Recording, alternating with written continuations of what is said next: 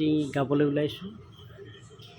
Mother অলংকাৰ থোৱা কাটি কৰি ঐ ৰাম, দেউতাৰ অলংকাৰ থোৱাহি অযোধ্যাত ৰামচন্দ্ৰই পঠাইছে অলংকাৰ, হাতে জোৰে কৰি লোৱাহি।